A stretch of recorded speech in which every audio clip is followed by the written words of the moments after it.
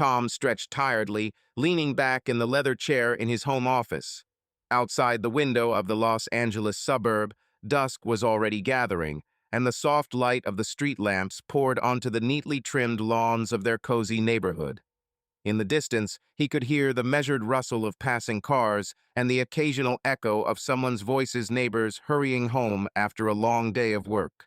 Another day at the office where he, a successful middle manager, juggled deadlines, reports, and endless calls, had taken its toll on him.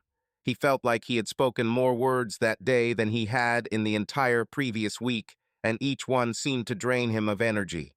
But home was his fortress, his perfect little world. Anna, his wife, always greeted him with warmth and a slight smile, in which one could read care and unfailing patience.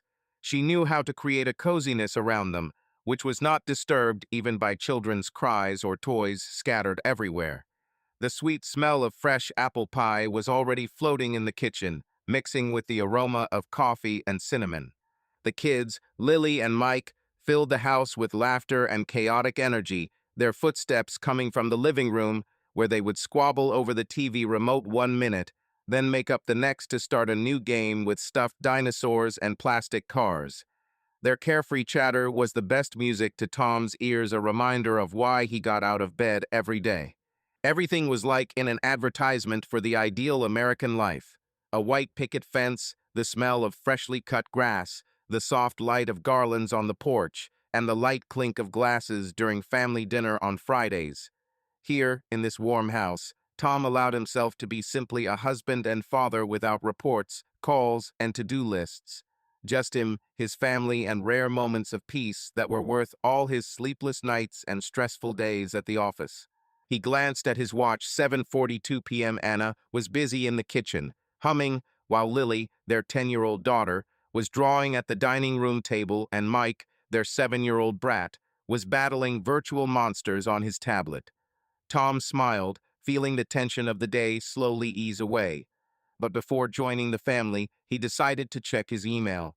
His laptop, as luck would have it, had run out of battery in the office, so he reached for the family laptop, which sat on the corner of the desk. Anna sometimes used it for recipes or Amazon orders, and the kids used it for school projects.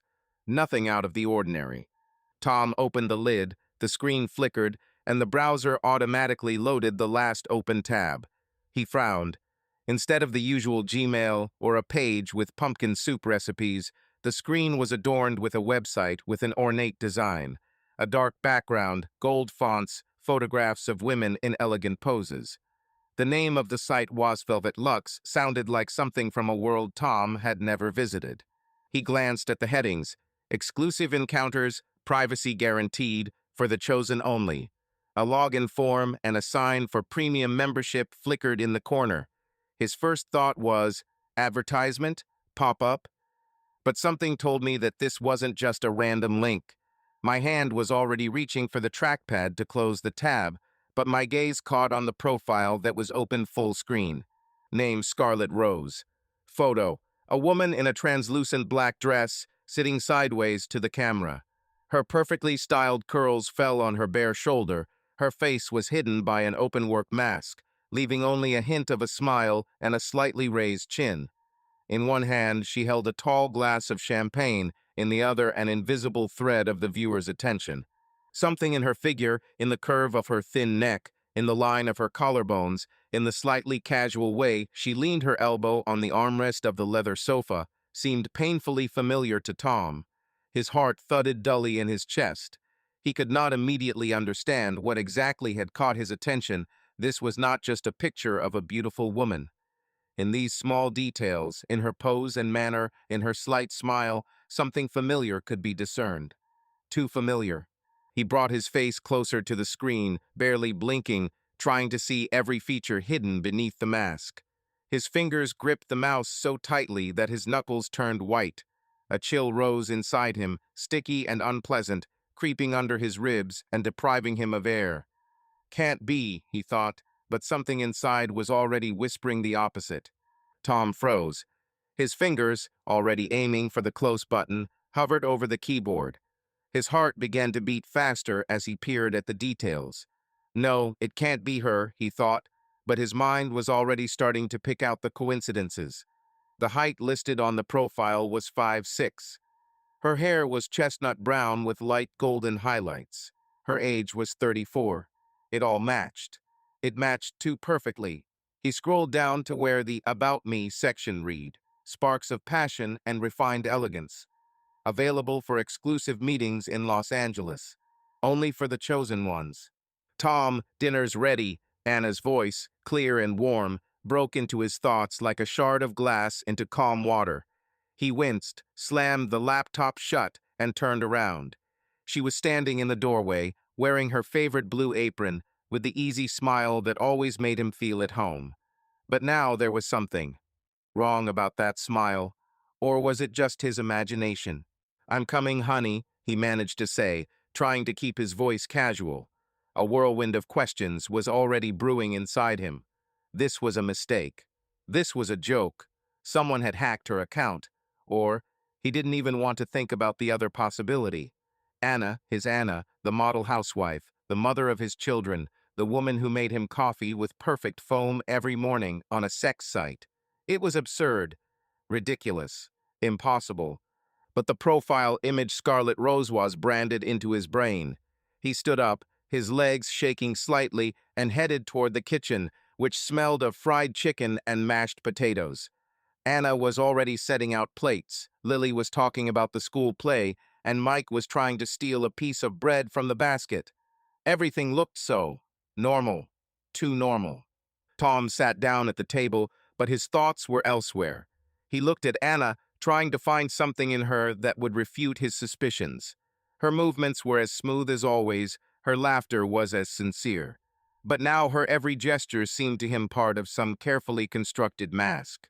He remembered how a couple of months ago she began to leave more often to meet friends or to take yoga courses. He never asked questions why. He trusted her, always trusted her. "Tom, are you okay?" Anna looked at him, raising an eyebrow. "You seem thoughtful." He blinked, coming back to reality. His fork hovered over his plate. "Yeah, just. Had a rough day," he lied, feeling the lie scrape his throat. "A lot of work." She nodded, but her gaze lingered on him a little longer than usual. Or was it his imagination? Tom cleared his throat and tried to focus on his food, but every bite stuck in his throat. He had to check. He had to make sure this was a mistake. But how? Ask her directly. "Hey, Anna, are you the one on the sex site under the name Scarlet Rose?" The thought of that conversation made him feel hot.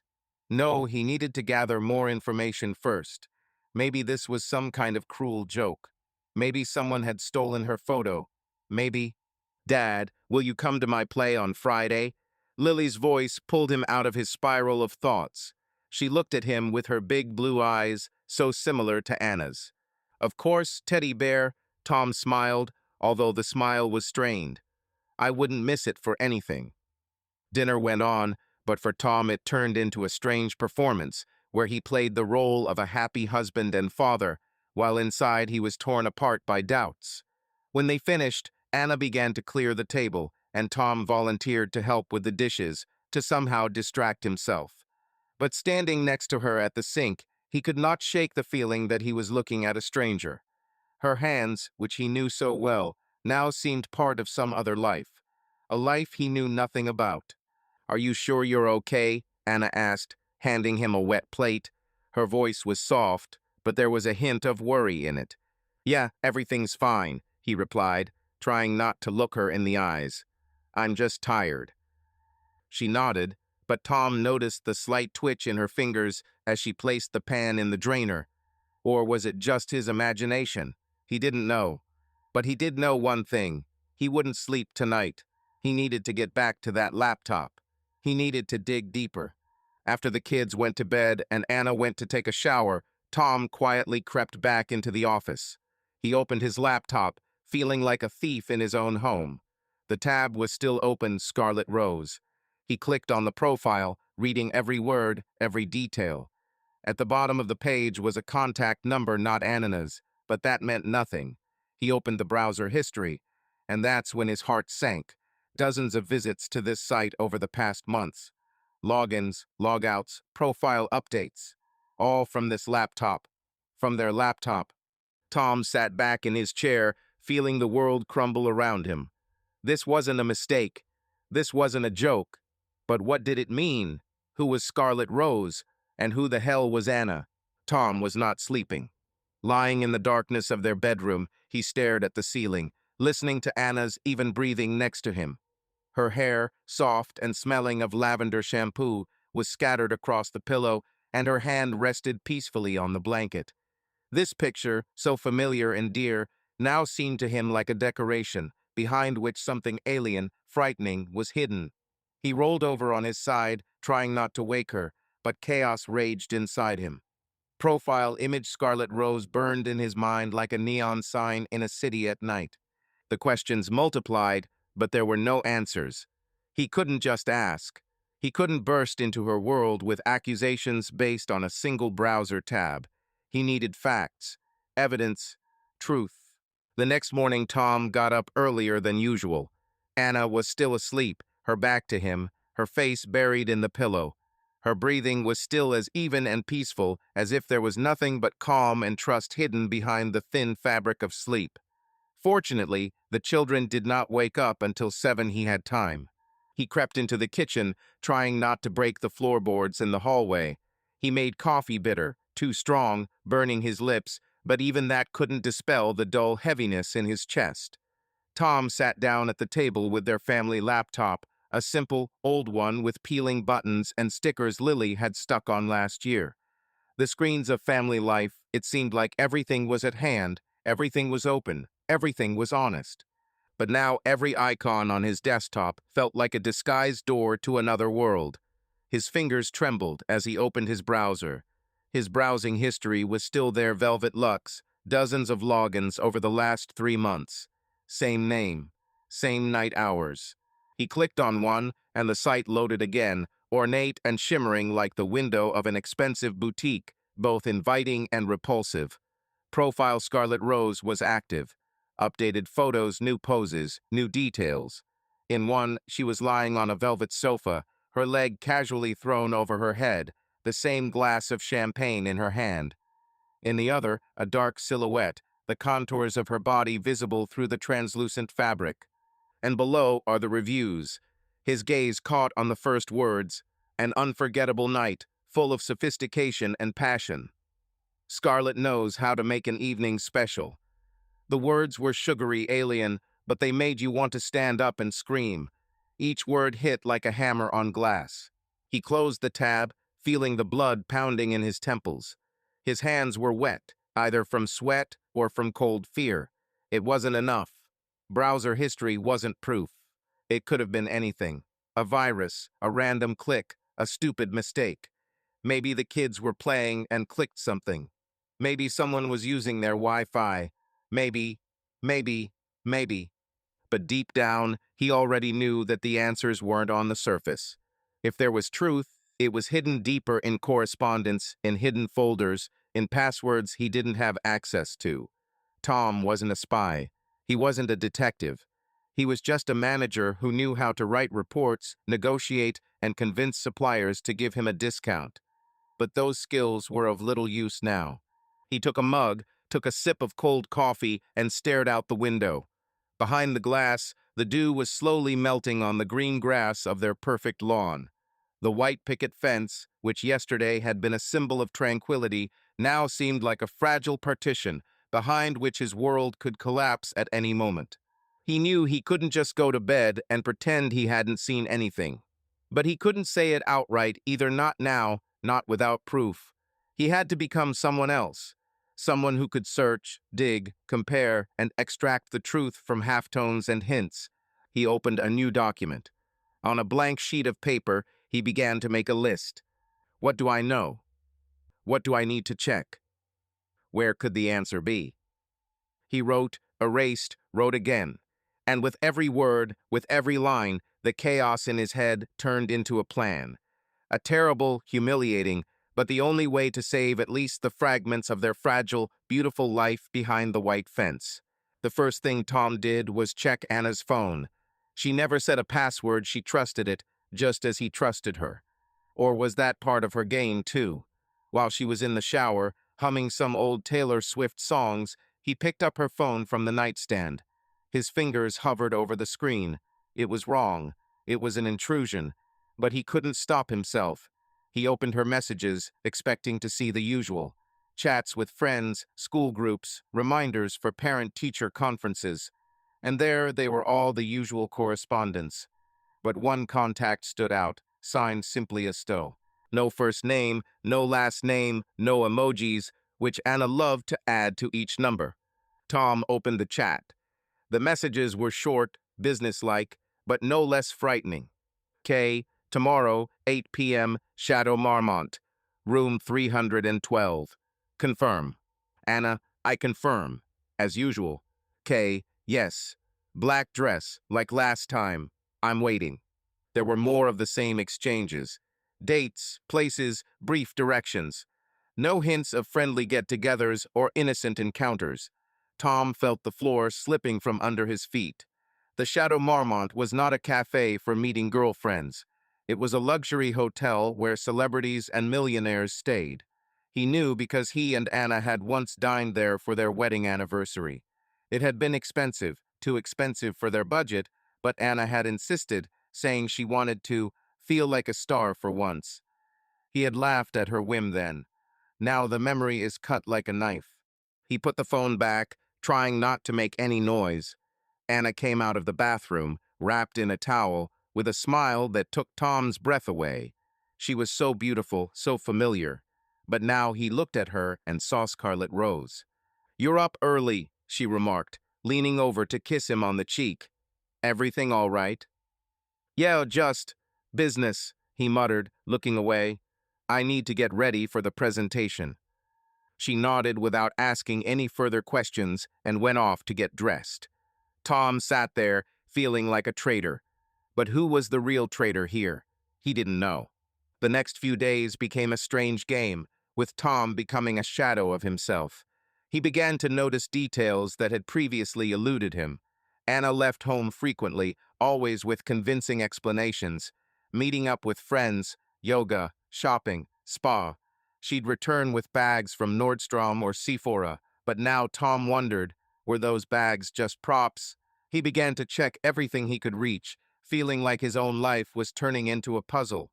The next step was the bank account. He and Anna had a joint account for family expenses, but she had a separate one for personal expenses. Tom had never touched it. Why? He trusted her. But now he logged into their online bank using her username.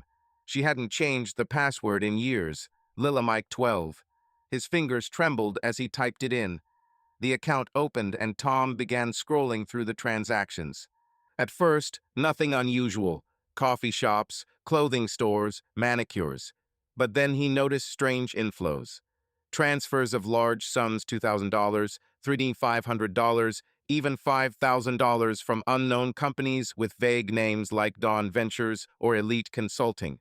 No explanation, just notes like consulting services. Consulting services? Anna was a housewife. She hadn't worked since Lily was born. Or had she? Just not in the way he thought. Tom dug deeper, Googling the companies.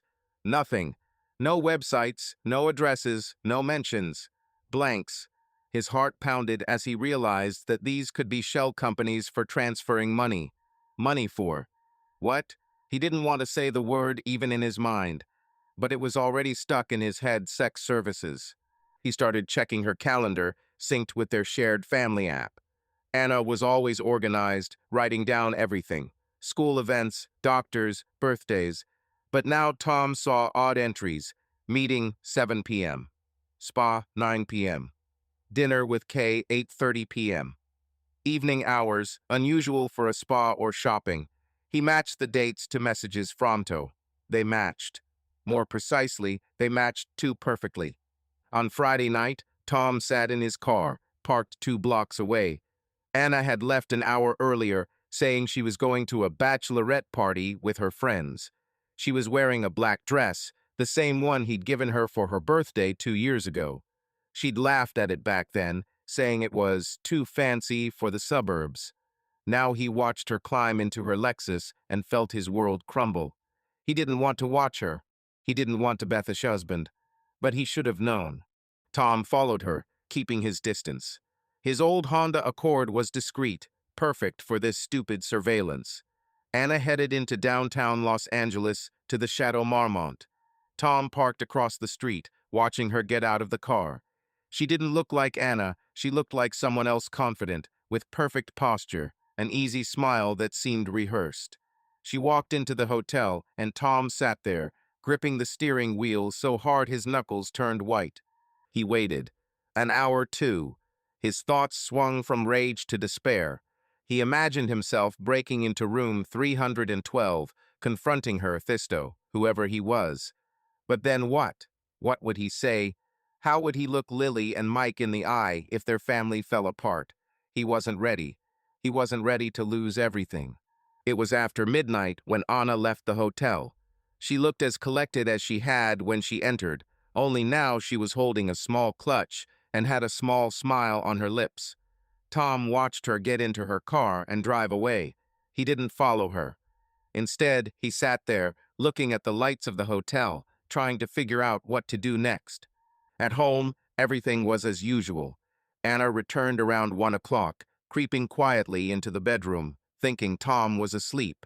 He pretended to be asleep, although his heart was beating so loudly he was afraid she would hear it. She lay down next to him, and her breathing soon became even. Tom lay there, staring into the darkness, thinking about how their perfect life, the white picket fence, the apple pie, the family dinners had been a facade. Behind that facade was another Anna. An Anna he didn't know, Scarlet Rose. But he couldn't just barge in with accusations. He couldn't risk the children, their home, their future. He needed to know everything. Who Wasto? How long has this been going on? Why? Was their life, their marriage, their love a lie from the start? Or did it start later? What pushed her into it? Money? Boredom? A desire for a different life? Tom decided he would keep digging. He would find answers. But he wouldn't make a scene. Not now. He had to be smarter. Cooler. He had to be something he'd never been. A man in control even when his world was falling apart. The next day, he installed a location tracking app on her phone unnoticed while she was in the shower. He began recording her trips, cross-referencing them with her calendar, her messages. He even considered hiring a private investigator, but that was too much. Too much for now. He could handle this himself. He had to. Every night when Anna came home, Tom looked at her and tried to see the woman he loved. Sometimes he thought she was still there in her laugh, in the way she tucked her hair behind her ear, in the way she read Mike bedtime stories. But then he remembered Scarlet Rose, and this woman disappeared, dissolving into the shadow of another life. Tom knew the truth would kill him, but not knowing it was worse. He would watch. He would search, and damn it, he would find the answers, even if they destroyed everything he'd ever loved. The Los Angeles sun beat down on his eyes, reflecting off the glossy storefronts and chrome bumpers of the cars as Tom drove down Sunset Boulevard. His fingers gripped the steering wheel so tightly that his knuckles creaked, and his mind was a whirlwind of thoughts. It had been a week since that night at the Chateau Marmont, and each day was like walking through a minefield. He was living a double life. On the outside, a loving husband and father. On the inside, an obsessive detective digging through the wreckage of his marriage. Anna seemed oblivious. She still cooked breakfast, kissed him on the cheek before work, and laughed at Lily's jokes over dinner. But to Tom, her smile was now a mask, hiding a truth he had dug too deep to stop. His investigation became almost obsessive. He installed a tracker on Anna's phone, and her every move was now displayed on a map in his app.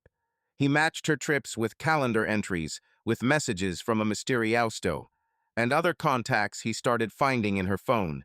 There were more of them than he expected. M.R.J. names, and sometimes just initials, behind which hid people whose faces he might have known. He began checking her email. Fortunately, the password remained the same, Lila Mike 12 there. He found letters from Velvet Luxe, automatic notifications of bookings and payments. Each email was like a punch in the gut, but he kept reading, copying links, dates, amounts. He even started keeping an Excel spreadsheet, as if this were some kind of work project, not an attempt to sort out the pieces of his life.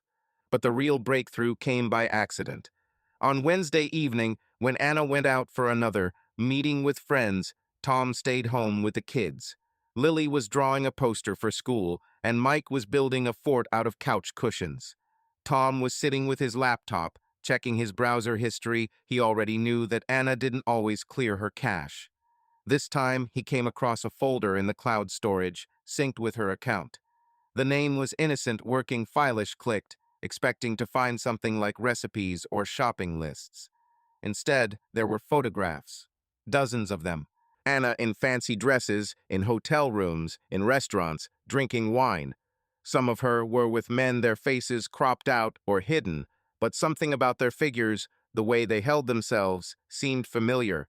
Tom enlarged one of the photos. A man in a dark blue suit with an expensive haircut was standing next to Anna in a restaurant overlooking the ocean. His arm was on her waist, and she was smiling the same smile Tom had seen in her profile, Scarlet Rose. But the man's face. Tom felt the blood drain from his face. It was Greg. Greg Farrell, his colleague from the sales department, with whom he drank beer every Friday after work. Greg, who bragged about his adventures and joked about the life of a bachelor, even though he himself was married. Greg, who was always too friendly with Anna at company parties. Tom jerked back from the screen as if he'd been punched. He tried to convince himself it was a mistake. Maybe it was an old photo. Maybe it was just dinner. But the dates on the files were true. It had been taken 3 weeks ago, on the very night Anna had said she was going to the spa. He dug further, opening more photos. Another man, tall, graying at the temples, wearing an expensive jacket. It was Richard, their neighbor down the street, who walked his Labrador every morning and always greeted Tom with a pat on the shoulder. Richard, who had once helped Tom fix his lawnmower and invited them to a barbecue. Richard, who, judging by the photos, had met Anna at a hotel in Santa Monica 2 months earlier. Tom felt his throat tighten. He closed his laptop and stared into space. This wasn't just a betrayal. This was a web, a spider's web, in which he was caught like a fly.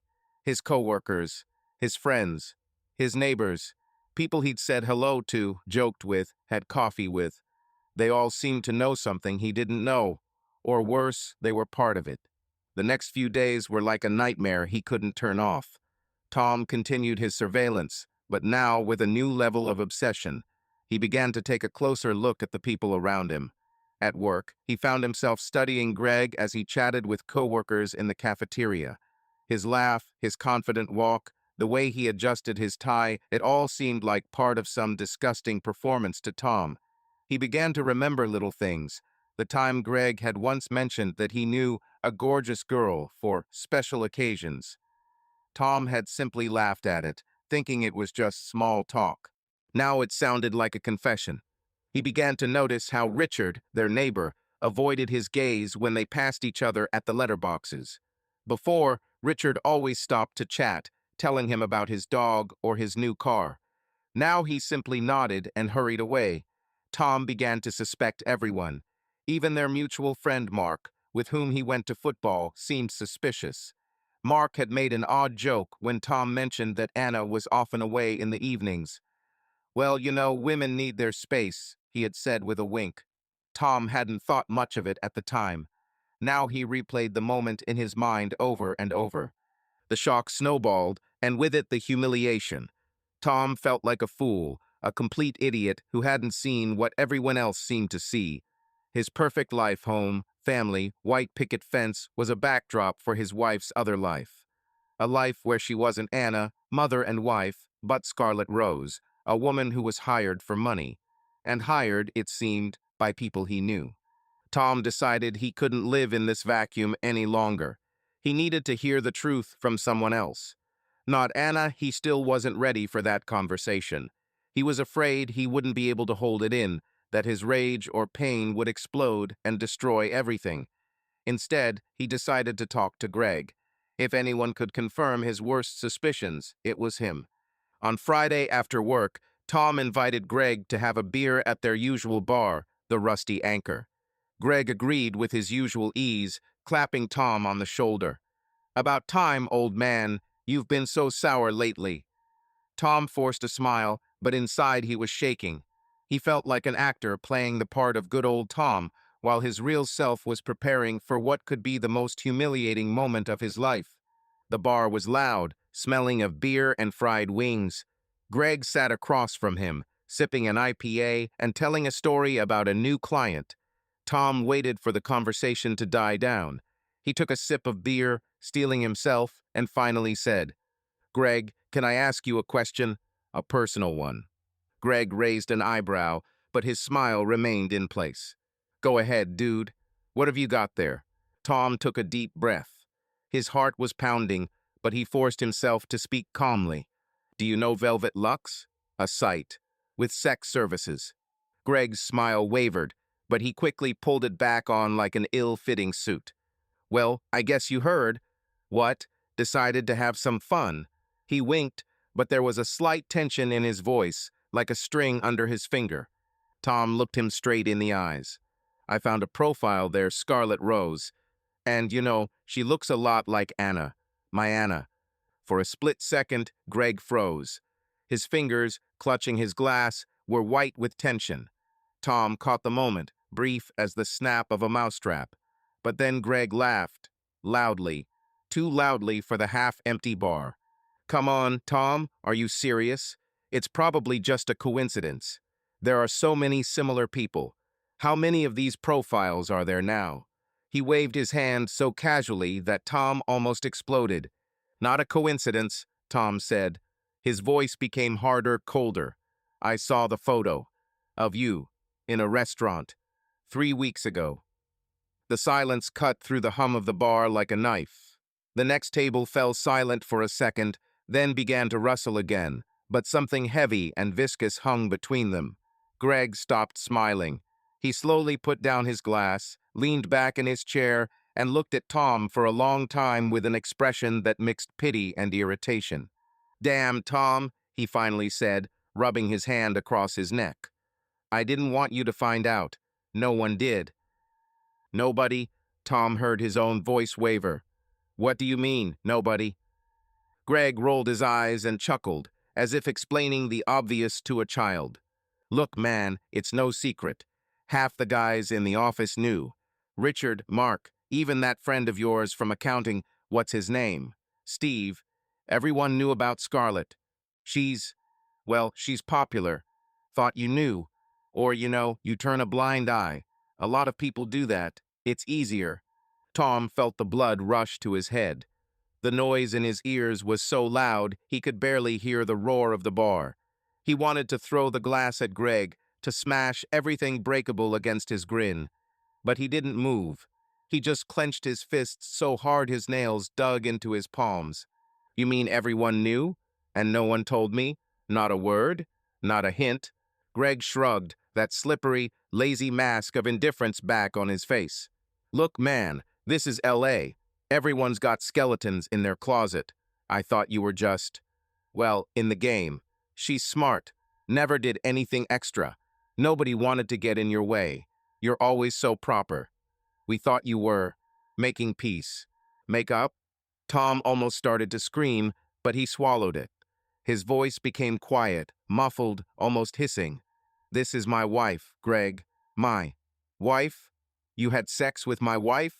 You ate at our fucking table. You played ball with my kids in the yard." Greg raised his hands as if surrendering to the policeman, but there was something poisonous in his eyes. Hey, easy, Tom. You asked, I answered. Nobody forced anyone. You think I'm alone? Wake up, brother. It's just business. She's doing her job. She's good at it. Everyone's happy. You're not. So sort this out at home, not here, okay?" Tom breathed heavily, looking at him as if it wasn't his old friend's shoulder sitting in front of him, but an empty, blank wall. He suddenly realized that all the words he could say about betrayal, about trust, about their friendship, simply didn't make sense to Greg. For him, everything was a game.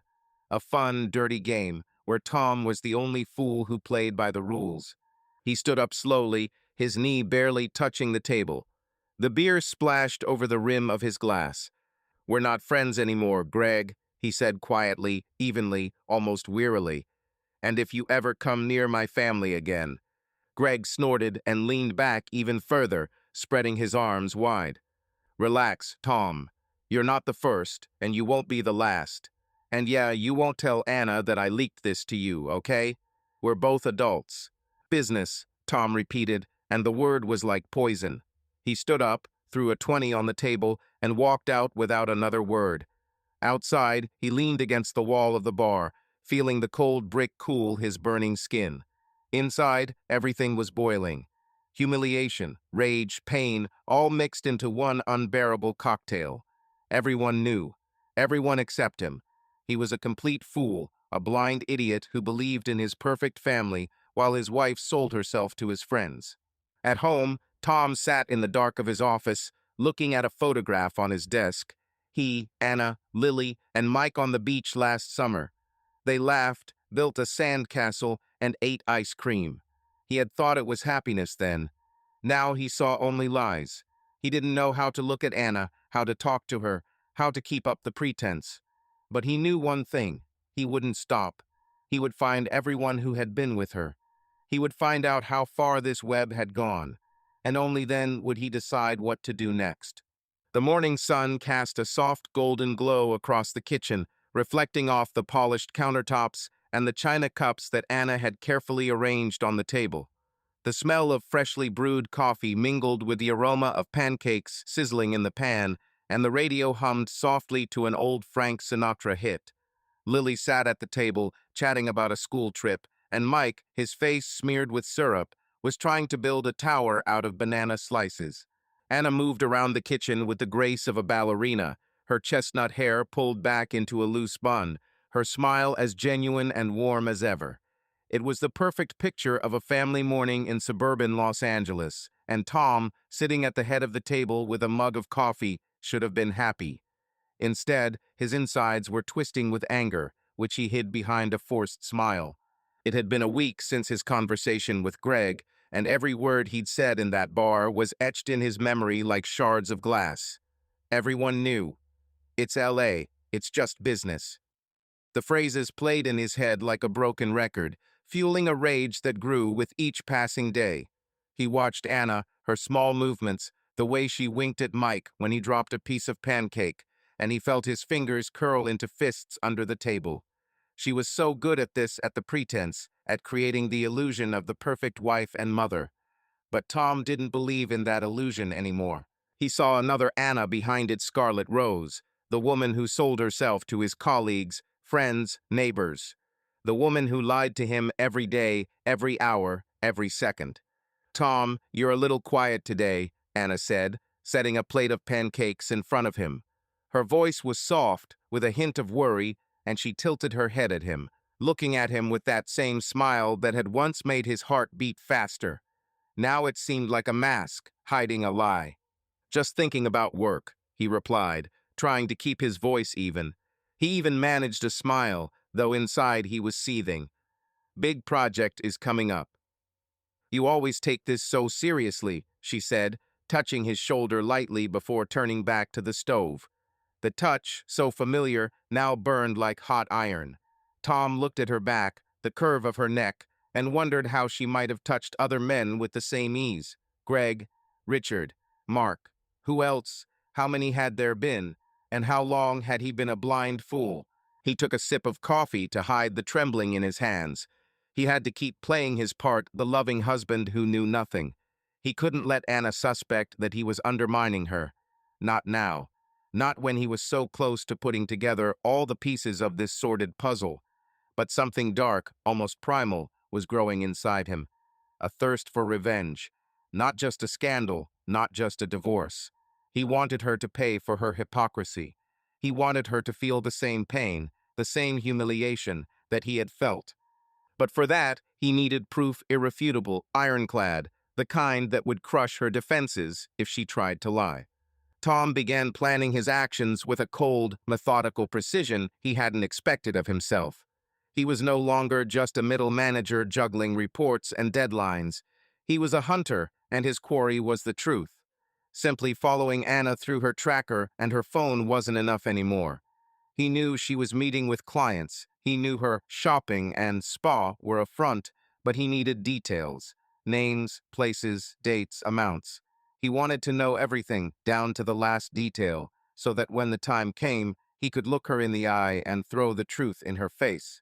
The idea to hire a private investigator came to him on a Monday while he was sitting in his office, pretending to work on a presentation. In reality, he was Googling Private Investigators Los Angeles and reading reviews on websites. He chose one, Edward Clark, a former cop with 20 years of experience who was now working for himself. His website was simple, no frills, with an emphasis on confidentiality and results. "We'll find the truth, no matter how deep it's hidden," the tagline read. Tom wrote down the number and called during his lunch break, locked in his office.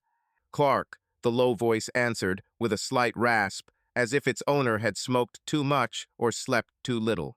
"Hello, my name is John," Tom lied, not wanting to reveal himself right away. "I need help. It's a delicate matter." "Delicate is my specialty," Clark said with a slight grin. "Tell me what you have." Tom hesitated, but then he laid it all out, no names, no details that could give him away. He told about his suspicions, about the website Velvet Luxe, that his wife might be leading a double life. He mentioned that he had found evidence of meetings with people he knew, but did not go into detail about Greg or Richard. Clark listened silently, only occasionally asking clarifying questions. "How long has this been going on? Do you have access to her phone or computer? What exactly do you want to know?" "I want everything," Tom said, his voice firmer than he'd expected. "Client names, meeting places, dates, amounts. Photos, if you can. I want to know how deep this goes." Clark chuckled.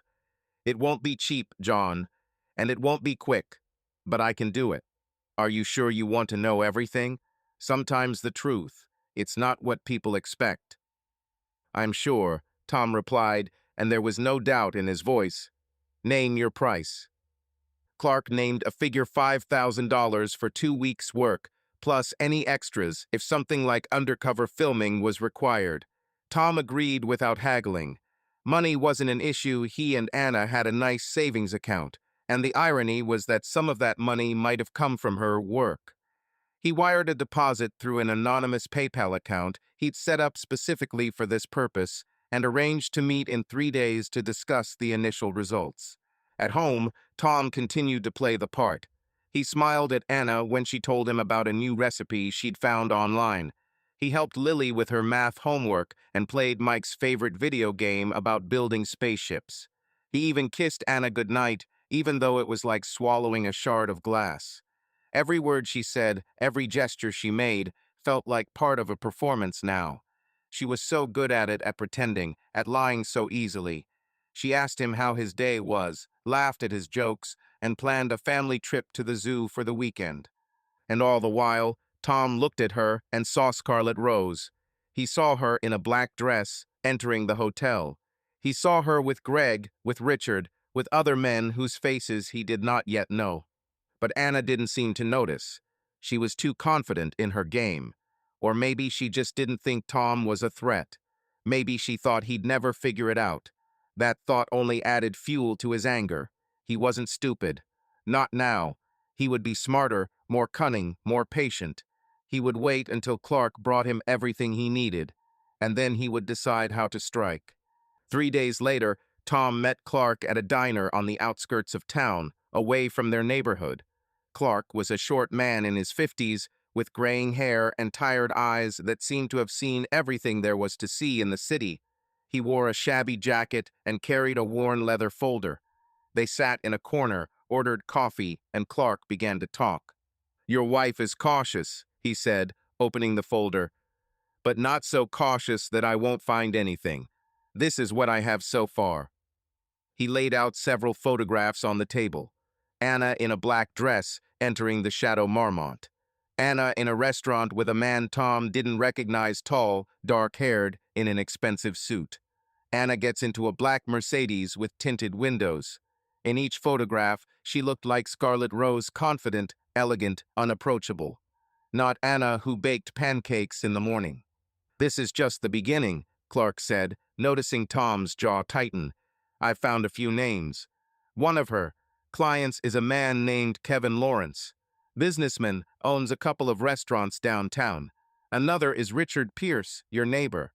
There are a couple more names, but I'm still checking them out. She meets with them regularly, judging by her movements, and apparently it's not a cheap pleasure." Tom looked at the photographs, feeling his heart squeeze harder with each new detail. In one picture, Anna Scarlet Rose sat in the semi-darkness of an expensive suit, her face still covered by a mask, but he recognized the curve of her wrist, the line of her collarbone. On the other, Kevin Lawrence, in the same restaurant with panoramic windows overlooking the ocean, where Tom once sat with her, ordering oysters and champagne, trying to look like a successful and generous husband. Anna then laughed, touched his hand on the table, and said, "We should allow ourselves to have dinners like this more often. You deserve it." Now, Tom didn't know whether this was a joke or an invitation to a double life in which he had no place. "How much does she charge?" Tom asked. His voice was flat, cold, alien even to himself. Clark looked at him over his glasses, making no attempt to soften the blow. "I don't know exactly, but judging by the site and her clients, from 2,000 to 5,000 per meeting. Sometimes more, if it's something special. Plus gifts. Often they leave jewelry or pay for travel." He looked down for a second at the table where the papers were still unsorted, as if he wanted to give Tom at least the illusion of respect for his humiliation. Tom nodded slowly. 5,000. For one night. For a few hours. The amount he himself had paid Clark for these photos. For this truth, the truth that made him want to run back to his cozy house with its white picket fence and the smell of apple pie. The irony was unbearable, bitter, like stale coffee. "I want more," he said, his voice harder than he felt inside. He looked Clark straight in the eyes, as if checking to see if he would waver. "All the names, all the places, all the appointments, the dates, the money, everything she has. And I want to know how long this has been going on, from the beginning." Clark didn't ask any unnecessary questions. He just nodded briefly and rubbed the bridge of his nose. "Give me another week. I'll find everything I can, even what she herself would like to forget." Tom nodded again and looked away. For a second, he thought if he spoke, he would burst. So he just looked at the photographs, at the strange woman with his own body, at the mask behind which his Anna was no longer. In their past cut out, sold, and returned to him again, but different, charred, without illusions. Sunday. Another week of lies, control, and painful guesses. And then he will decide what to do with this truth, and what to do with himself. The next few days were torture. Tom continued to play his part, but it was becoming increasingly difficult. Every time Anna smiled at him, he saw a lie in her eyes. Every time she touched him, he felt disgusted. But he held on. He went to work pretending that everything was fine, even though his co-workers were beginning to notice that he had become withdrawn. Greg no longer offered him a beer, and Richard, his neighbor, now avoided him altogether, without even saying hello. Tom wondered if they knew that he knew, or if they simply sensed the anger he was trying so hard to hide. The only thing keeping him afloat were the children. Lily and Mike knew nothing, and their innocence was like an anchor, keeping Tom from falling. He couldn't afford to destroy their world. Not now, not until he was ready. But with each passing day, his thirst for revenge grew. He didn't know what it would look like: public exposure, divorce, something else. But he knew that Anna would pay. She and everyone who had been with her. He would not forgive. He would not forget. When Clark called a week later, his voice was businesslike, but there was a hint of tension in it. "I found more than I expected," he said. "I'll see you tomorrow. And John, be prepared.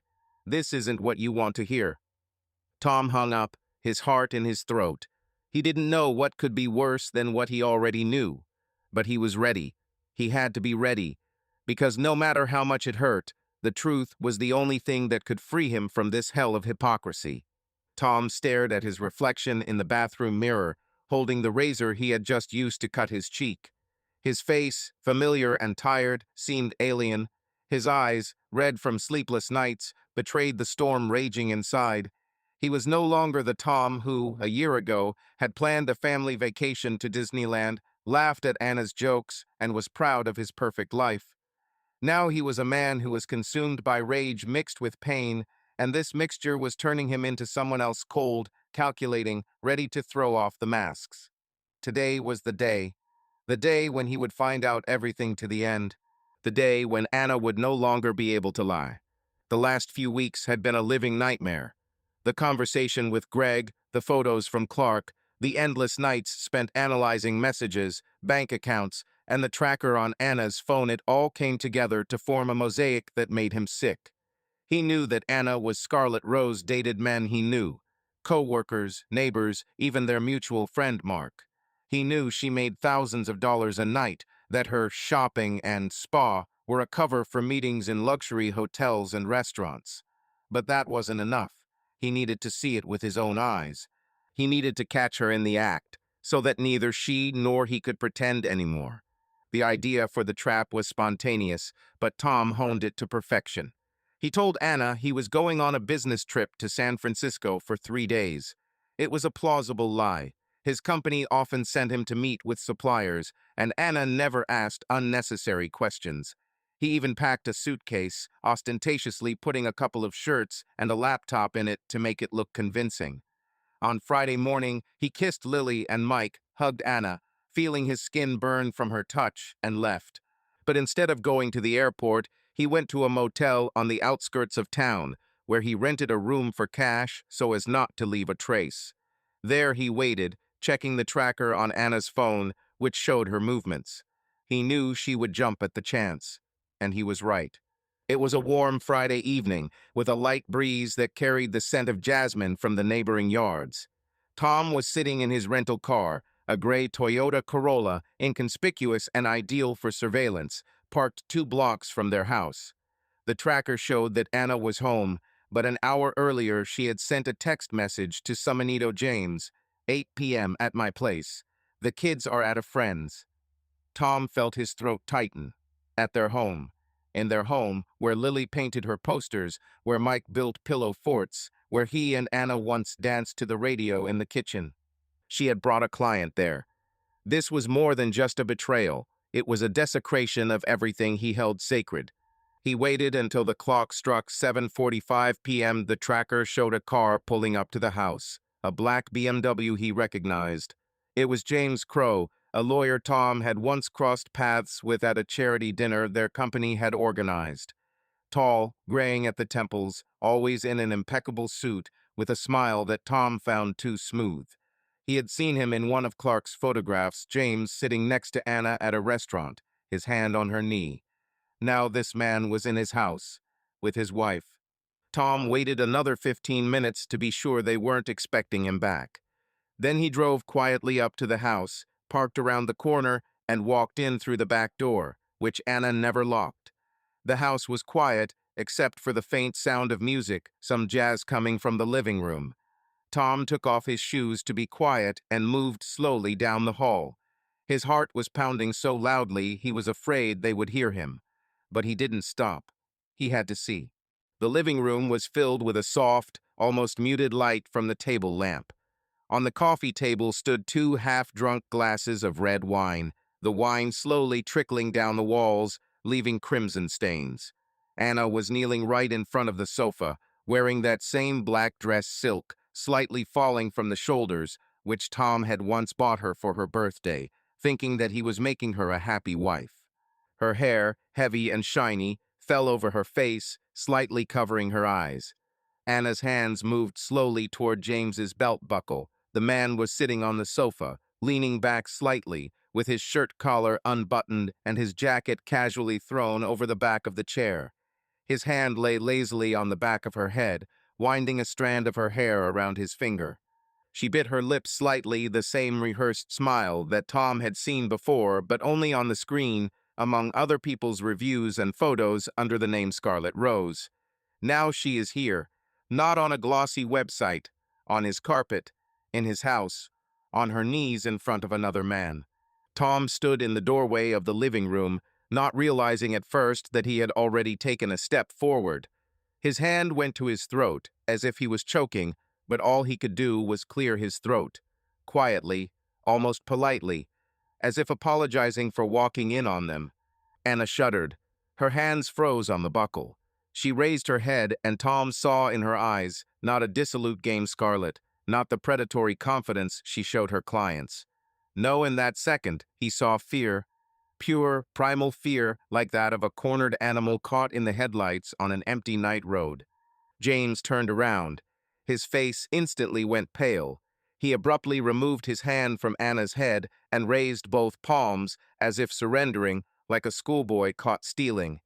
But there was no remorse or shame in his eyes, only anger at being caught. Tom, Anna squeezed out. Her voice sounded hoarse, cracked.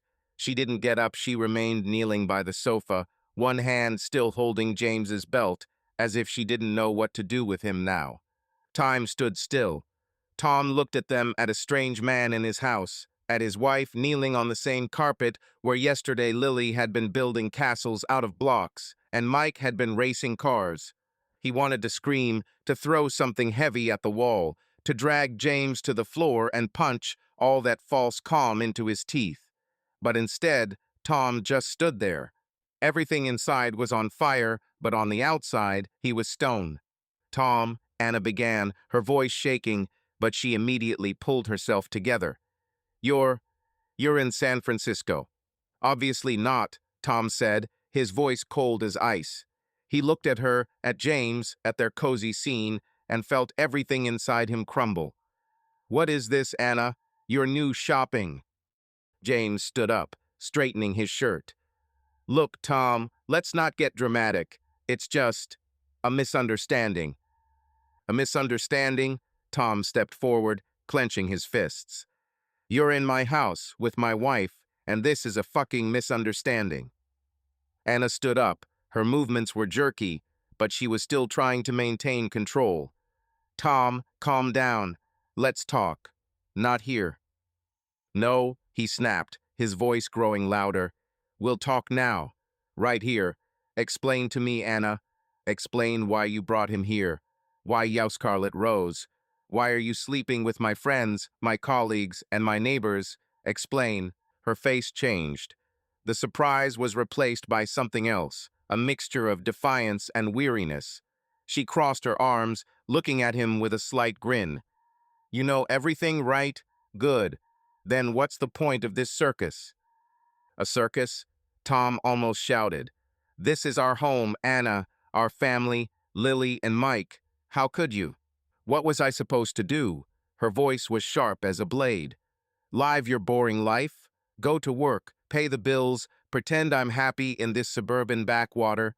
Do you think I wanted to just be a housewife, cooking your dinner and washing your shirts? Tom froze, her words hitting him like a slap. James took a step toward the door, muttering something about leaving you, but Tom barked, Sit down. You're not going anywhere until I'm done. James sat down obediently, his expression now a mixture of awkwardness and irritation. Anna, however, did not back down. She took a step closer to Tom, her eyes blazing. You want the truth, Tom? Fine. I did it for a better life. For money, for freedom, for the feeling of being alive. Do you think I could be content with your dull, everyday life? You are a good husband, Tom, but you are boring. You cannot give me what they give. Tom felt his voice shake. Greg, Richard, Mark, that. James, how many were there, Anna? How many men did you bring into our lives while I was too boring? She shrugged, and the gesture was so cynical that Tom barely restrained himself from grabbing her shoulders. That's enough, she said. And you know what? I don't regret it. It gave us money. It gave me the life I wanted. And you just didn't notice. You didn't notice. His voice broke. I trusted you. I loved you. I thought we were a family. We are a family, she snapped. Lily and Mike don't want anything. They go to a good school. They have everything they want. It's because of me, Tom, not you. Thanks to you. He almost screamed. "You sell yourself, Anna. You sleep with my friends for money. This is not a family. This is dirt." And then there was a soft sob. Tom turned around and saw Lily standing in the doorway of the living room. Her eyes were full of tears, and her hands were clutching her teddy bear. Mike stood behind her, his face pale, his lips trembling. They were supposed to be at Anna's friends, but they seemed to have returned early. How much had they heard? How much had they understood? Lily. Tom began, but his voice broke off.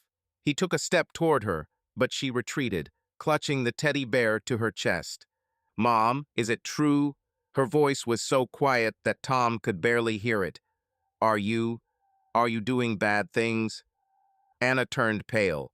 For the first time in the entire conversation, her mask cracked. She took a step toward Lily, but the girl recoiled. "Lily, my dear, it's not as you think." "Don't lie to her," Tom barked. "Enough lying, all of us." Anna frozen, her eyes darting between Tom and the children. James took advantage of the moment and quickly headed for the door, grabbing his jacket. "I'm leaving," he muttered, and Tom didn't stop him. The door slammed, leaving them in a ringing silence. "Dad," Mike stepped forward, his voice shaking. "Are you getting a divorce?" Tom felt his heart break. He knelt down in front of his son, trying to find words, but nothing came. He simply hugged Mike, then reached out to Lily, who was still standing, looking at Anna with a mixture of fear and disgust. "We'll figure it out," he said, although he didn't believe his own words. "Everything will be fine." But nothing was okay. Anna stood with her arms crossed, her face cold now, almost alien. "You want the truth, Tom?" she said quietly. "I'm tired of pretending. I did it for us, for the children. But if you want to ruin everything, go ahead. Go away. Do whatever you want." Tom looked at her, and in that moment he realized that he no longer knew this woman. The Anna he loved was gone, if she had ever existed. He stood up, still holding Mike's hand, and looked at Lily. "Get ready," he said quietly. "We're leaving." "Where?" Lily asked, her voice shaking. "I don't know," he answered honestly, "but not here." Anna didn't try to stop them. She just stood there, watching Tom pack a bag with things for himself and the kids. Lily and Mike helped silently, their faces pale, their eyes full of tears. When they were outside, Anna finally spoke. "You'll come back, Tom. You always come back." He didn't answer. He just got in the car, put the kids in the back seat, and drove away. In the rearview mirror, he saw Anna standing in the doorway, her silhouette disappearing into the streetlights. He didn't know where he was going. Maybe to the same motel, maybe to his parents. Maybe just away from this house, from these lies, from this woman who had broken his heart. The road was dark, and only the headlights illuminated the way. Lily and Mike were silent, and this silence was heavier than any scream. Tom gripped the steering wheel, feeling tears burning his eyes. He didn't know what would happen next, but he knew one thing: the masks were off, and there was no turning back. Tom sat in a cramped hotel room on the outskirts of Los Angeles, where the smell of damp mingled with the acrid scent of cheap air freshener. Outside the window, a neon sign flickered, casting a reddish glow on the threadbare carpet. Lily and Mike slept on the narrow double bed, huddled together, their faces still stained with tears. Tom could not look at them without pain. Their world, as fragile as his own, had been destroyed that night when Anna's masks finally fell off. He had not slept for 2 days, his eyes were red, and his fingers nervously fiddled with the edge of the worn notebook where he wrote down his thoughts. But they were not just thoughts, it was a plan. A plan for revenge that had been brewing inside him since the moment he saw Anna with James in their living room. A plan that was supposed to make her pay for the lies, for the betrayal, for the humiliation. Tom was no longer the man who looked trustingly at his wife, believing in their perfect family. That Tom died somewhere between the profile Scarlet Rose and Anna's cynical words, "You're too boring to satisfy me." He was different now, cold, calculating, ready to do anything to destroy her world the way she had destroyed his. He didn't want a simple divorce or a public scandal. That would be too easy. He wanted her to feel what it was like to lose everything, and he knew that to do that he had to act cleverly, methodically, ruthlessly. The first step was to gather all the evidence. Tom already had a lot thanks to his investigation and the work of private detective Edward Clark. He had photos of Anna with clients, correspondence from her phone, bank statements with suspicious transfers, a history of website visits Velvet Luxa, but that wasn't enough. He wanted the evidence to be more than just evidence, to be a weapon. He spent the morning at the motel, copying every file onto an encrypted USB drive he'd bought with cash at a local electronics store. He'd also backed it up to a cloud storage service that only he could access with a password Anna would never guess.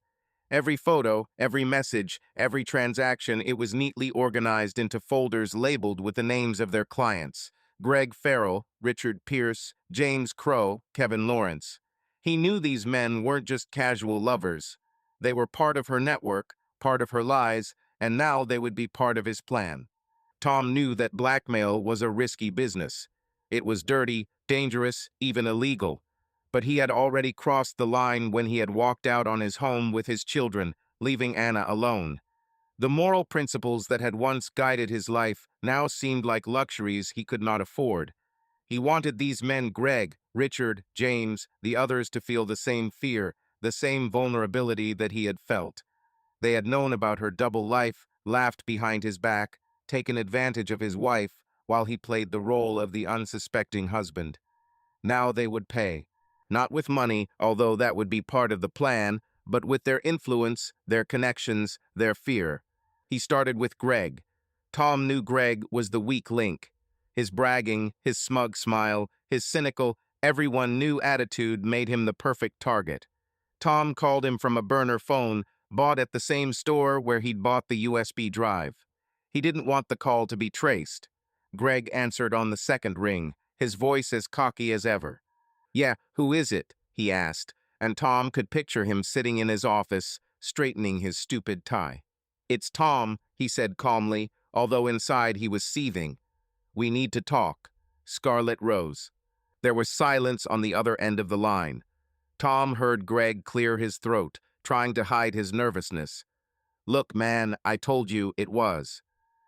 "Shut up," Tom snapped, his voice cold as steel. "I have pictures. You and Anna. The restaurant, the hotel, everything is documented. I have dates, amounts, even your account where you paid for her services. If I send this to your wife, your friends, or your boss, Greg, you know what happens next. It's the end of your career, your marriage, everything." Greg coughed, his voice becoming quieter. "What do you want, Tom?" "I want you to help me," Tom said, and there was a menacing note in his voice. "You have connections, Greg. You know people, and you're going to do what I say, or these pictures will be out there for everyone to see: your wife, your coworkers, your boss." Greg tried to object, but Tom cut him off.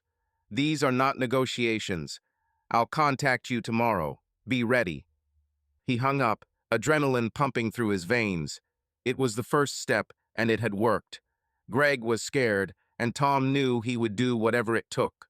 Next up was Richard, the neighbor, whose friendly smile now seemed mocking to Tom. The conversation with him had been similar. Tom had sent him one photo via encrypted messenger, and Richard had called back immediately, his voice shaking with panic. Tom had repeated the same threat, and Richard, like Greg, had agreed to cooperate.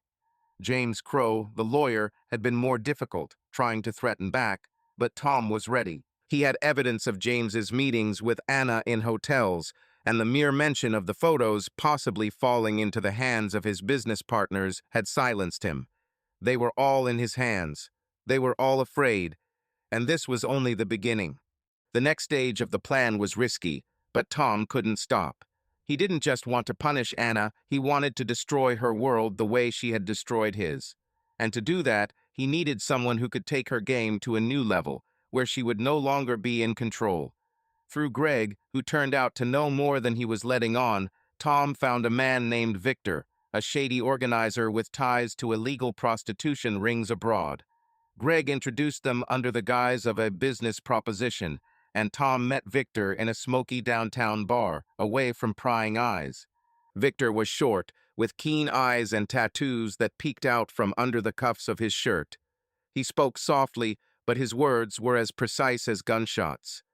"You want your wife to disappear from this life?" he asked, sipping his whiskey.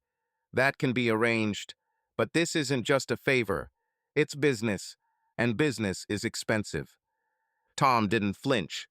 "Money's no problem. Name the amount." Victor named a figure $100,000 for organizing Anna's relocation to Eastern Europe, where her skill Scarlet Rose would be in demand, but without the luxury she was accustomed to. This wasn't just a place for easy girls, it was a network where women became part of a system from which there was no escape. Tom knew it was cruel. He knew it was beyond the pale. But he also knew that Anna didn't deserve pity. She had chosen this life. She had destroyed their family, and now she would pay. "I want it to look natural," Tom said, looking Victor in the eye. "She should think it was her choice. No traces leading back to me." Victor nodded, his smile cold. "We know how to make things look right. She'll get an offer too good to refuse, and then she'll just disappear." Tom gave Victor a deposit of $50,000, withdrawn from their joint account. He knew that Anna would notice the loss, but by then it would be too late. The plan was set in motion. Greg, Richard, and James provided information about her clients, meeting places, schedule. Victor used this data to create the perfect cover, a dummy client who would offer Anna a lucrative contract abroad. She would bite, Tom was sure. Her greed, her thirst for a better life, would do the trick. As the days went by, Tom lived in a strange state. On the outside, he was a father trying to protect Lily and Mike, distracting them with trips to the park and pizza in the evenings, and on the inside, a man whose soul burned with a thirst for revenge. He rented a small apartment in a nearby neighborhood so that the children could go to the same school, but not return to the house where everything reminded them of Anna. Lily became quieter, her questions about her mother were rare, but sharp as knives. Mike, on the contrary, began to be capricious more often, and Tom felt his heart breaking from their pain. But he couldn't stop. Not now. Anna called him several times, her voice sometimes angry, sometimes pleading. She said she wanted to explain that everything could be fixed. Tom answered shortly, coldly, not giving her a chance. He knew she was playing her role, as always. But soon her scene would be different. Tom sat on the sagging couch in his new apartment, staring at the screen of his laptop where a map was glowing, tracking Anna's location. A small red dot was blinking in the middle of Los Angeles, near their home, the same home that had once been their fortress, but now felt as alien to him as a set from an old movie. Lily and Mike were asleep in the next room, their breathing the only sound in the silence. The apartment was modest 2 bedrooms, scuffed hardwood floors, a kitchen with peeling paint on the cabinets, but it was all he could afford until their finances stabilized. He didn't want to touch the savings account, especially not after withdrawing 50 grand for Victor. The money was his investment in revenge, and he didn't regret it. Not one bit. The plan he had been developing for the past weeks was beginning to take shape. Victor, the man with the tattoos and the cold smile, was a professional. Through a straw client, a European businessman whom Anna knew as Alexander Wolf, he had created the perfect bait. Alexander was presented as a wealthy investor from Dubai, seeking exclusive company for a business trip. The offer was too tempting for Anna to refuse. A month of luxury work, a private jet, 5-star hotels, and a fee of $150,000. Victor knew how to play on her weaknesses, her greed, her desire for luxury, her belief that she could always be in control. Tom knew she would bite. She had always wanted a better life, and this offer was her dream come true. Tom leaned back on the couch, rubbing his temples. His eyes burned with fatigue and anger, his head pounded with a dull hum, but he wouldn't let himself relax. Not now, when it was all coming to an end, to the point where she would finally see that he was no longer the convenient idiot she could feed fairy tales to. He remembered their last conversation before this dirty scene. Her call was like poison in a beautiful wrapper. He could even hear her smiling through the phone, as if she could still deceive him with just one sweet intonation. Tom, she said in a quiet, enveloping voice, I've been offered a job. Short contract in Dubai. Very good money. I'll be away for a month, maybe a little more. You'll look after the kids, right? He gripped the phone so hard his fingers turned white. Work. Of course it was work.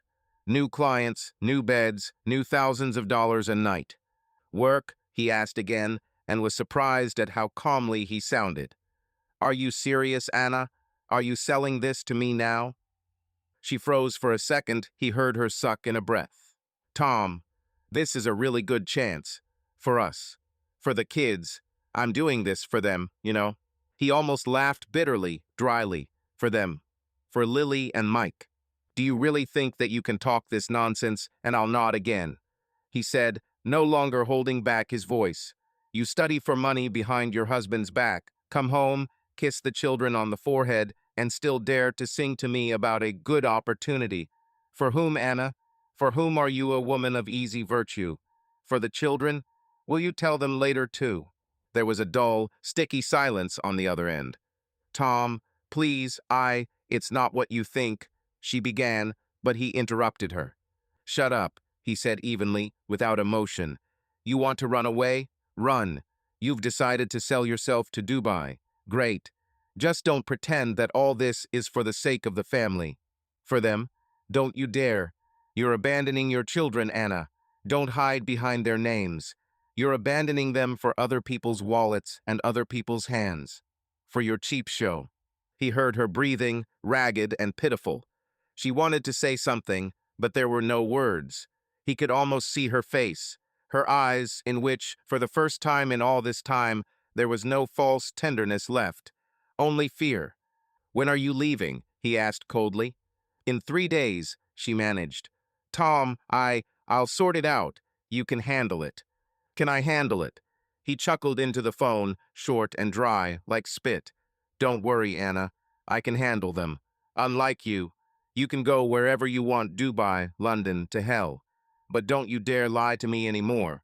And don't lie to the kids. If you run away honestly. A woman of easy virtue who abandons her own children, that's who you are. And I'll make sure they know it. He heard her let out a soft sob, but he didn't give her time to collect herself.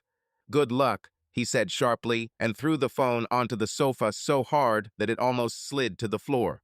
He sat there, clenching his fists, feeling the anger pounding beneath his skin that he couldn't release. But he was calm about one thing. The game was over. He was writing the rules now, and she would yet understand how much the truth was worth and who she would now pay for her boxes with. Anna signed the contract the next day.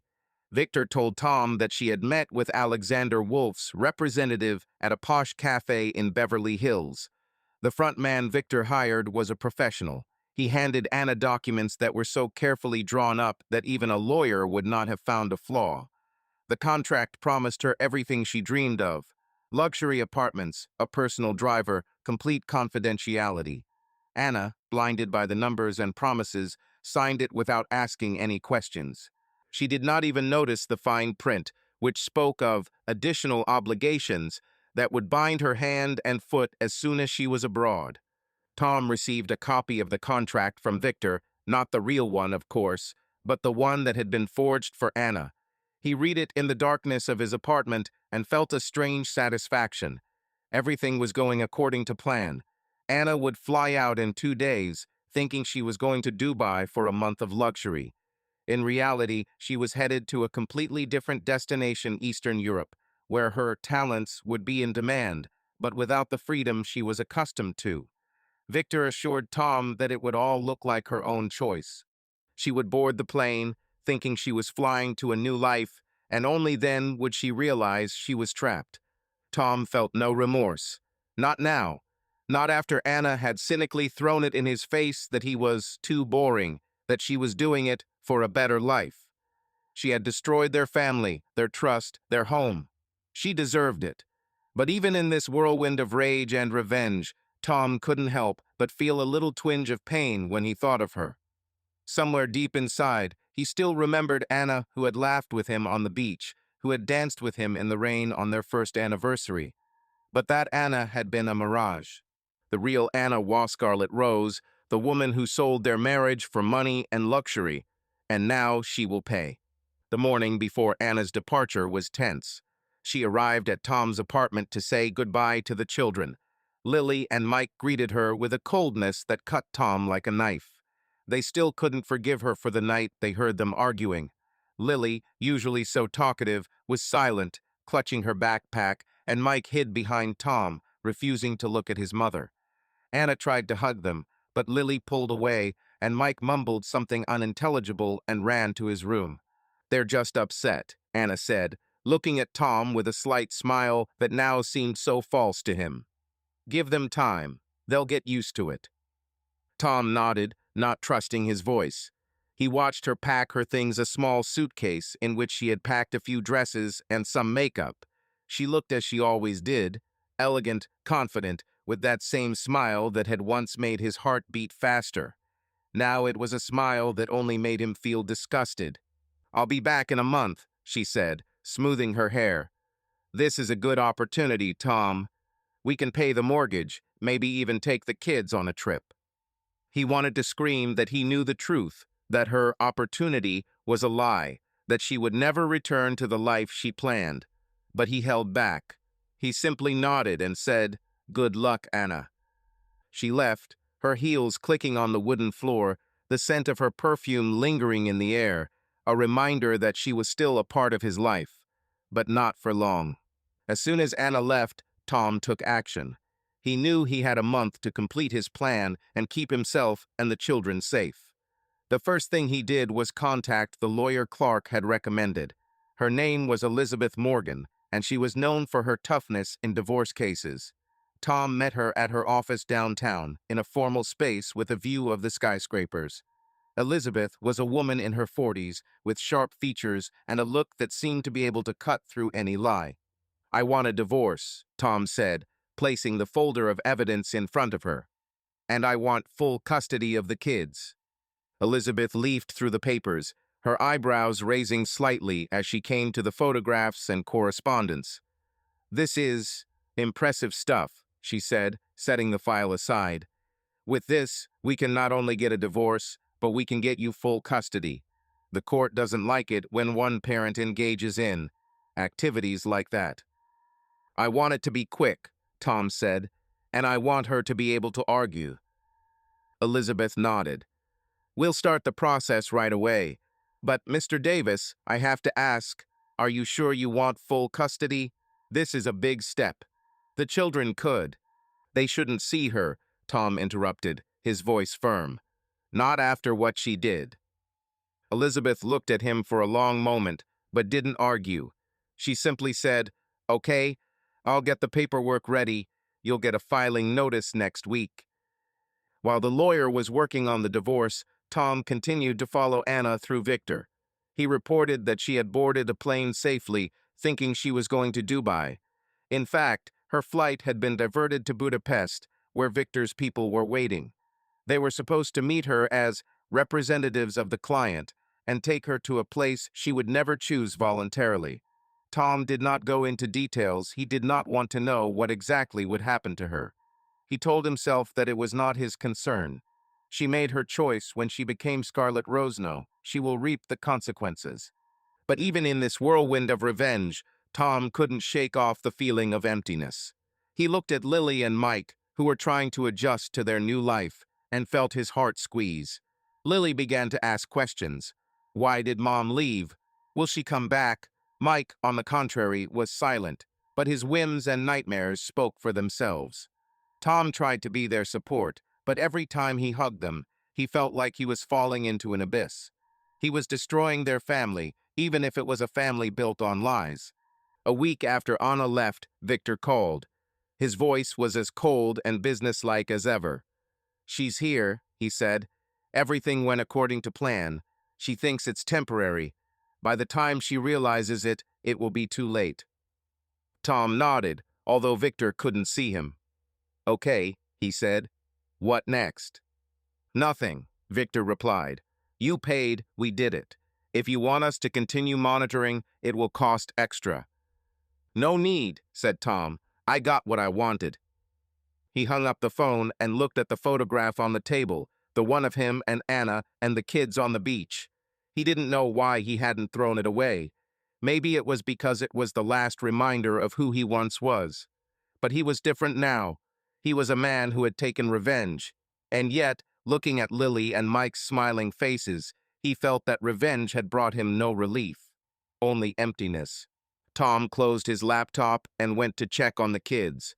They were asleep, and at that moment he swore to himself that he would do everything to make their lives better.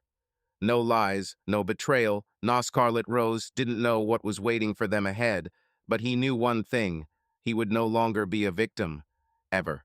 The plane landed in Budapest, and Anna, adjusting her burgundy dress, walked out into the arrivals hall with a slight smile that hid her fatigue after a long flight. She expected to see the glittering skyscrapers of Dubai, but the stewardess explained that it was a technical stop, and Anna, although surprised, did not ask unnecessary questions. In her purse was a contract, signed with such ease that now it seemed almost naive to her. $150,000 for a month of work in luxury. This was her dream, her ticket to even greater freedom, to the life she had always dreamed of. She imagined luxury apartments, rich clients delighted by her charm, and a private jet that would take her back to Los Angeles with a stuffed wallet. But something in the air of Budapest, cold, damp, with a slight smell of diesel fuel, made her heart beat a little faster. She was met in the arrivals hall by two men. One was tall, with short blonde hair and a scar running across his left cheek. The other was stocky, with dark eyes and a tattoo peeking out from under his collar. They held a sign that read, "Scarlet Rose." Anna put on her usual mask, a confident, seductive smile, Scarlet, holding out her hand in greeting. But the men did not respond to her gesture. The tall one, without looking her in the eye, said with a strong accent, "Documents." "Excuse me." Anna hesitated, her smile wavering. "I'm Scarlet. Are you from Alexander Wolf?" "Documents," he repeated, his voice like a hammer blow, hard and emotionless. The stocky man stepped closer, and Anna felt her skin crawl. Their faces were devoid of even a hint of friendliness, and their movements abrupt, businesslike, were alarming. She opened her purse, trying to remain calm, and pulled out her passport and a copy of the contract. "Here," she said, holding out the documents. "Is that all?" The tall man took the passport, glanced at it, and put it in the pocket of his cheap jacket. He didn't even open the contract, just nodded to the stocky man, who silently took her suitcase. "Let's go," the tall man said, pointing to the exit, where a black van with tinted windows was waiting for them. Anna stopped, her instincts screaming for danger. "Wait," she said, her voice sharpening. "Where are we going? I'm supposed to be in Dubai. Where's Alexander?" "Everything is according to plan," the tall one answered, but his eyes remained cold as ice. "Get in the car." Her heart began to pound. She glanced around at the crowded airport, people milling about, but no one looking at her. She was alone in a foreign country without a phone that hadn't yet connected to the local network. Run? Where? No passport, no money, no familiar face. She forced herself to take a step toward the van, telling herself that this was just a misunderstanding. Everything would be okay. It had to be. The van sped through narrow, poorly lit streets where skyscrapers were replaced by shabby buildings with peeling plaster. Anna sat in the back seat, clutching her purse, her fingers fiddling with the strap until it hurt. The windows were darkened, and she couldn't see where they were going. The tall man sat up front, next to the driver, and the stocky one sat behind her, his heavy breathing filling the cabin with tension. She tried to ask a question, but the stocky man cut her off. "Shut up. We'll be there soon." When she reached for her phone to at least check the time, the stocky man snatched it from her hands so fast she gasped. "What's that for?" Her voice trembled. "Give it back." "Later," he muttered, shoving the phone into his pocket. "No need now." Panic was rising like a wave, ready to overwhelm her. Anna tried to remember the contract, but her head was empty. She had signed it without reading it, blinded by the numbers and promises. But something told her that there was no hint of luxury here. The van pulled up in front of a windowless, gray building that looked more like a warehouse than a hotel. The tall man opened the door and gestured for her to get out. Anna stumbled out of the car, her heels sinking into the gravel. The stocky man pushed her toward the black metal door, and she stepped inside, her heart pounding in her throat. The room was dim, smelling of damp and cheap tobacco. Instead of a fancy lobby, she was greeted by a long hallway with peeling walls and dim lamps. The tall man pushed her from behind, and she stumbled into a small room with an iron bed and a dirty mattress. The door slammed behind her with a metallic clang. "This isn't a hotel," she said, her voice shaking. "Where am I? What's going on?" The stocky man who remained in the room looked at her with a slight grin. "Welcome, Scarlett. This is your new home." Anna felt her legs give way. "This is a mistake," she whispered. "I signed a contract. I have to be in Dubai. Call Alexander Wolf." "There is no Wolf," the tall man said, entering the room. His voice was calm, almost bored. "And there is no Dubai. You are ours now, and you will do as we say." Anna stepped back until she hit the wall. "You can't." She began, but her words were cut off by a sharp blow to the face. The stocky man hit her with such force that she fell to the floor, her cheek burning, and the metallic taste of blood in her mouth. She tried to get up, but the tall man grabbed her by the hair and jerked her to her feet. "Don't argue," he said, his face so close she could smell his cigarettes. "You're nobody here, understand?" Anna shook, her eyes filling with tears. She tried to pull away, but a second blow, this time to the stomach, made her double over. She fell to her knees, gasping in pain. The stocky man kicked her in the side, and she screamed, her voice echoing off the walls. "Quiet," the tall one barked, crouching down in front of her. "It's no use shouting. No one will come." Anna, out of breath, tried to crawl toward the door, but the stocky man grabbed her arm and threw her onto the bed. "You'll work," he said, his voice full of contempt. "And if you're obedient, maybe you'll stay in one piece." She curled into a ball, her body shaking with pain and fear. She understood. This was not a mistake. This was a trap. The contract, Alexander Wolf, Dubai, it was all a lie. And now she was here, in this dirty place, without documents, without a phone, without hope. Anna didn't know how much time passed, maybe hours, maybe days. She was kept in a windowless room with one dim light bulb that buzzed like an insect. She was fed once a day stale bread and some tasteless gruel. She was beaten for the slightest hint of disobedience. The first time she tried to refuse a client, a fat man with sweaty hands who broke into her room on the second day. She screamed, begged, but it ended with a punch in the face and a bruise that still hurt. She was forced to work, forced to smile, forced to pretend that she was still Scarlet Rose, but she wasn't her anymore. She was nobody. She tried calling Tom. At some point, the stocky man gave her the phone back, but on one condition, just one call under his supervision. She dialed Tom's number, her fingers shaking, but he didn't answer. She called again and again, leaving desperate messages. "Tom, please help. I'm in trouble. Please." But there was no answer. She didn't know he disconnected his number as soon as she left. She didn't know he was part of this nightmare. Days turned into weeks, and Anna lost track of time. Her body was covered in bruises, her hair, once shiny, was now dull and tangled. Her eyes, once sparkling with confidence, were now empty. She realized that no one was coming. Not Tom, not the police, not even her former clients. She was alone, trapped with no way out. Every blow, every humiliation took away a piece of who she was. She tried to remember Lily and Mike, their faces, their laughter, but even those memories began to fade. She had sold them for her greed, for her dream of a better life. And now she was paying the price. Her thoughts were interrupted by the sound of footsteps. The door opened and a stocky man walked in, his face as emotionless as ever. "Get up," he said. "Work." Anna rose slowly, her body aching, but she didn't dare argue. She knew what would happen next. Another client, another night, another piece of her soul taken forever. She closed her eyes, picturing the house in Los Angeles where Lily painted her posters and Mike built pillow forts.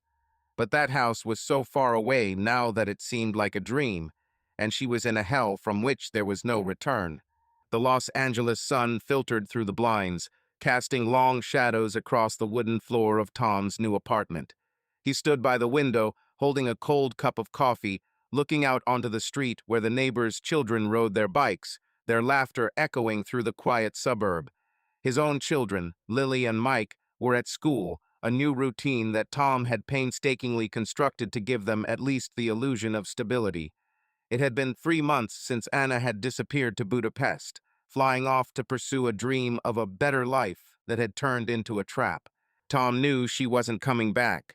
Victor, the man with the cold smile and the tattoos, had confirmed it in their last conversation. She's where she belongs. Tom didn't ask for details. He didn't want to know. But he knew his plan for revenge had worked.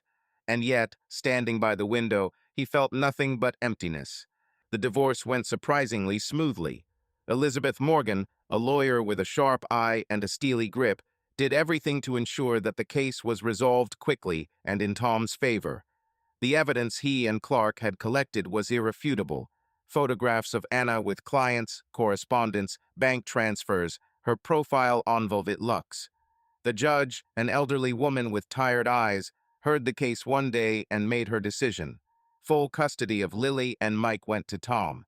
Anna did not even show up for the hearing. Her whereabouts were unknown, and Tom did not tell the court that he knew where she was. It was his last secret, his last blow. The divorce was finalized, their house was put up for sale, and Tom and the children moved into a new apartment, modest but cozy, with a small yard where Mike could play and Lily could paint her pictures.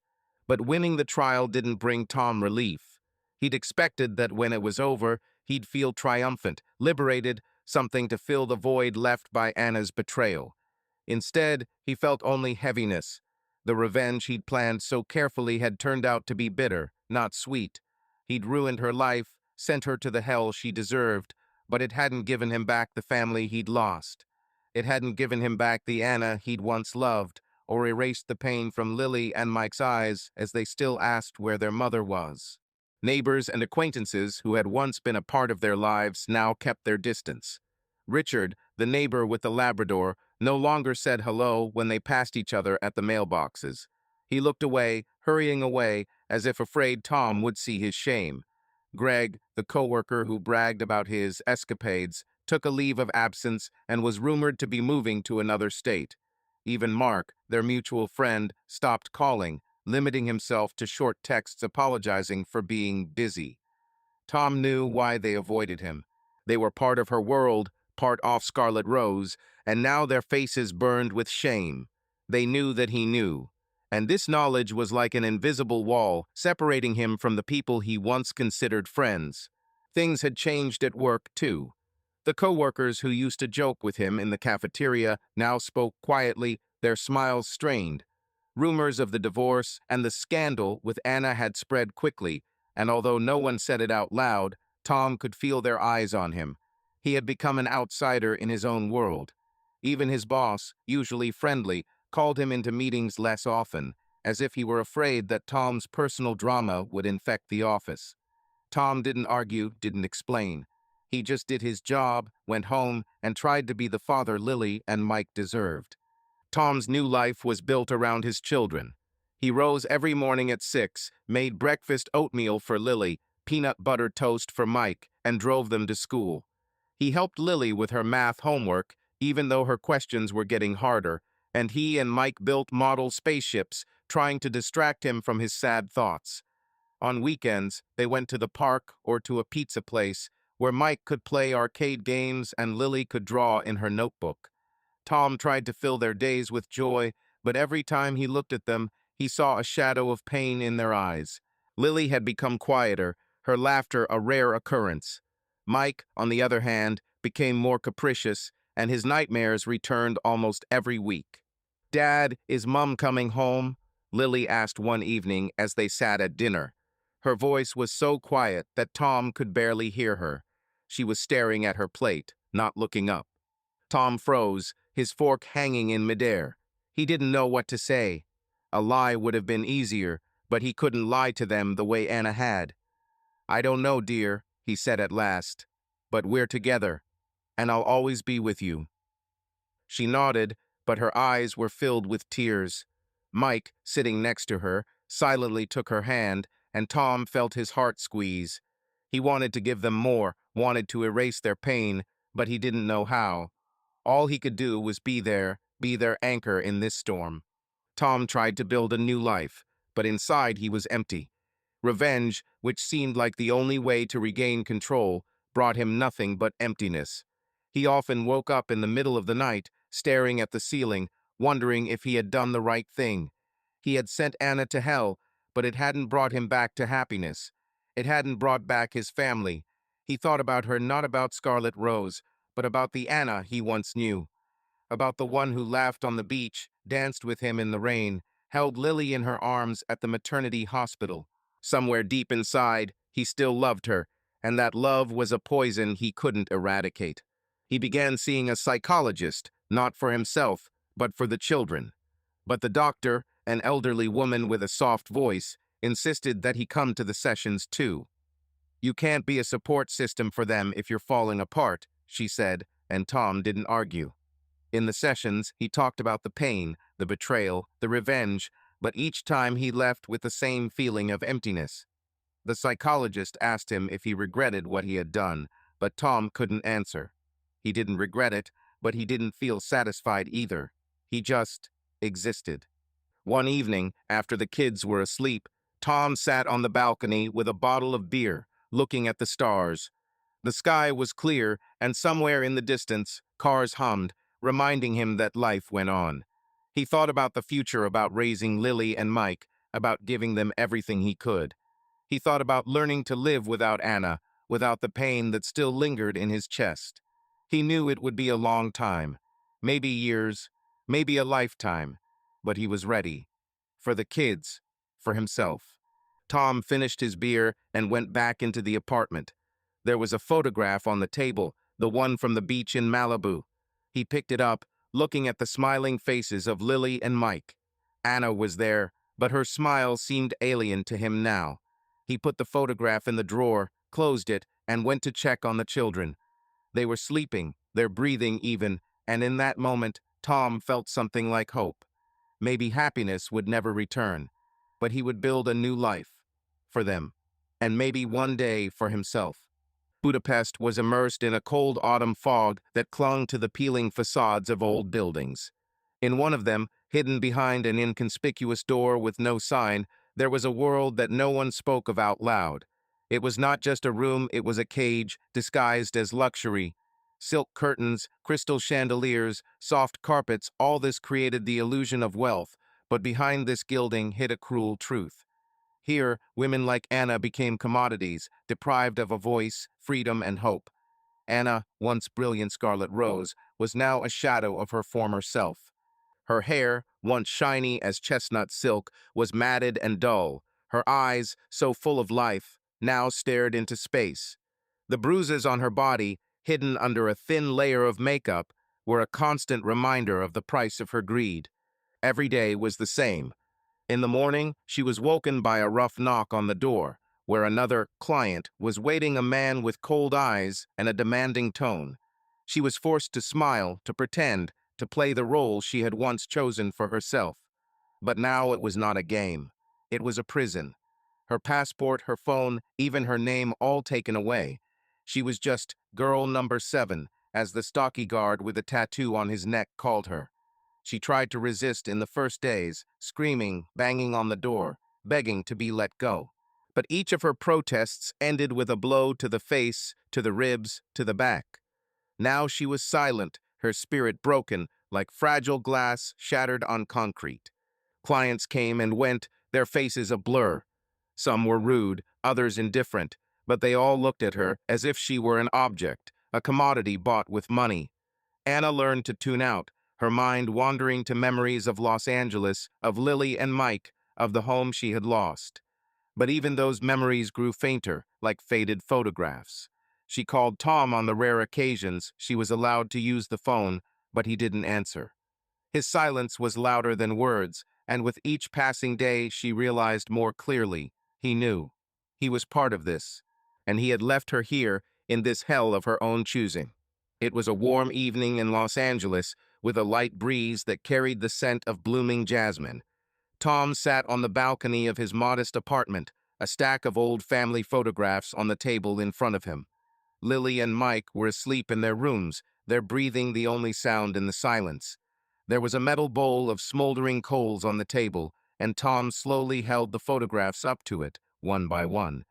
There was him and Anna on the beach in Malibu, their smiles shining in the sun. There was Lily holding her first drawing, Anna laughing and hugging her. There was Mike building a sand castle, Anna sitting next to him, her hair blowing in the wind. Each photograph was a piece of the past that he had once considered his happiness. Now they were just reminders of a lie. He held another photograph to the Coles' their wedding, Anna in a white dress, her eyes full of love. Or was that a lie too? The flames licked the paper, and her face began to blacken, curling into ash. Tom watched the fire consume the past and felt something crumble inside him. He thought that revenge would bring him peace, that Anna's destruction would heal his pain.